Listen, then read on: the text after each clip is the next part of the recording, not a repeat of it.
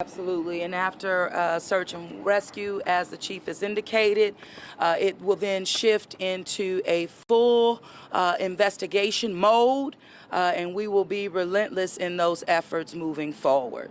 It's stabilizing the scene, but safety and rescue is that top priority for us consistently. Dr. Nichols? Yes, good morning. So at this time, we do know that 30 people have been injured and evaluated in hospitals for this event. Some were transported by multiple emergency medical services staffed by our priority by our New Orleans Emergency Medical Services, and some people went to the hospital on their own. We are so thankful that the majority of those people that went to the hospital, all but one, were discharged. We do certainly recognize that there are still 2 people who died in this and 1 person that we are working ever so hard to recover at this point in time. And so I just want to make sure everyone recognizes, and I know you do, that this is such a physically stressful but also an emotionally stressful event. And we are keeping these families and these people in our thoughts and prayers. And I also want to make sure that everyone knows that there is a resource line that you can call through the Metropolitan Human Services District that is a part of the state's Department of Health, and that number is 504-826-2675. That is a 24/7 line that offers behavioral services in the greater New Orleans area. If there's any emotional assistance and support that you need, we're supporting each other and our first responders and our families, and we encourage you to do the same. The one individual that remains at UMC is in stable condition. He did undergo surgery on yesterday. I was with him last night about 12 a.m. And talking with him, and he is in the best of spirits that he can be in. His family is on their way here to the city of New Orleans. We want people to heed all traffic precautions that we have put out as we stabilize this area and continue to make search and rescue a top priority. But this is going to be even a long process, and we just want people to pay attention to any advisories that come from the Mayor's Office of Communication. The Regional Transit Authority, RTA, we're making preparations for tomorrow, because tomorrow, Monday, starts the active business day to the start of our week. We have relocated the main transit area on Canal and Rampart to in front of the RTA station on Canal Street. And so we ask that people go to ready.nola.gov for information that will come at real time from the city of New Orleans. All right, we'll open up for questions. Are you releasing the names of the individuals who are deceased and of the individuals missing?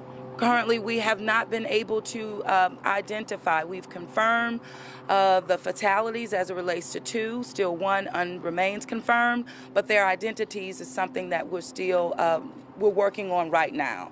We've received some other calls and messages about other buildings that may have gotten damaged, such as the Sanger. Can anyone comment on the potential damage to that building, which was next door? Well, there has been damage to the Sanger Theater as we know it. The extent not as well defined just yet. We do know that there's been damage to the roof of the facility. We have canceled any activities, like Wicked, for example, has been canceled for the remainder of its season, of its show, which was expected to end on October the 20th.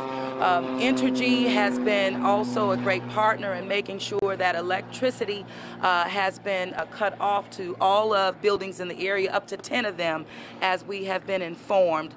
That also speaks to gas. Right now, there has been no indications of any gas leaks as well. We are asking any businesses that have been impacted to contact and make sure we're setting up a business incubation center at City Hall directly with the Office of Community Development and Economic Development, and of course safety and permits. So we want to make sure that those businesses do communicate with the city so that we can help them as best as possible.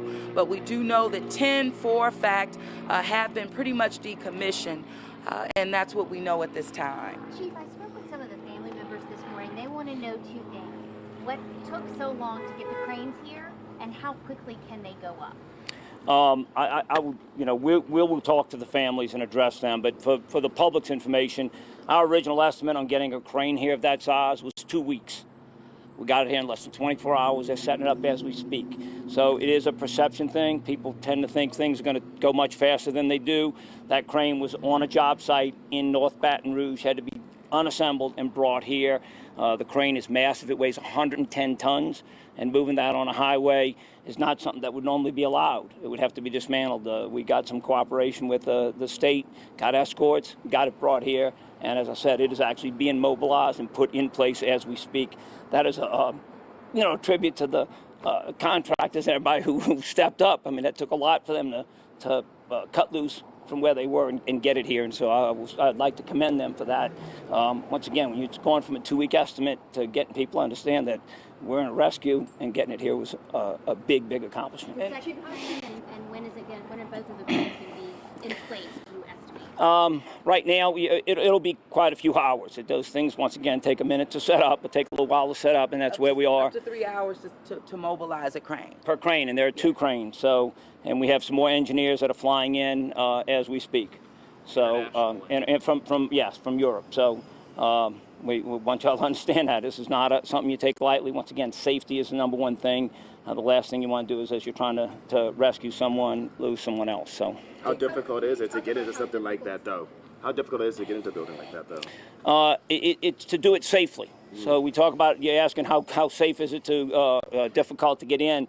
Getting in is easier than getting in and doing it safely. So we make sure that the rescuers can do their job and get anybody out who's in there to be rescued. Well, and it's important to note that it's not safe right now.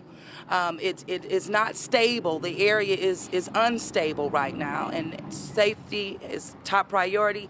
Rescue, absolutely, but we cannot overestimate, the structure being unsound, unstable right now.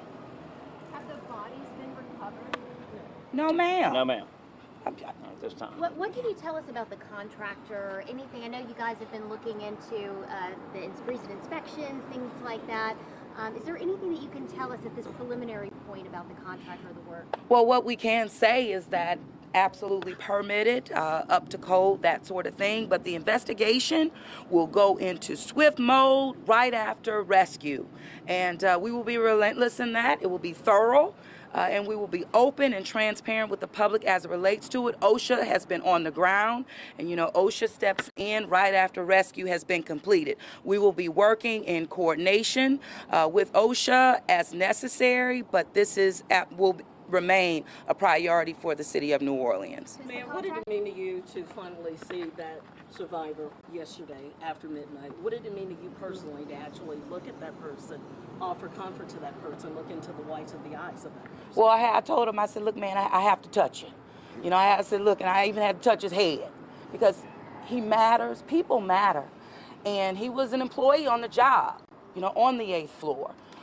Happened very fast. As he was talking to me, tears were, of course, in his eyes. And I said, look, man, do not shy away from any therapy.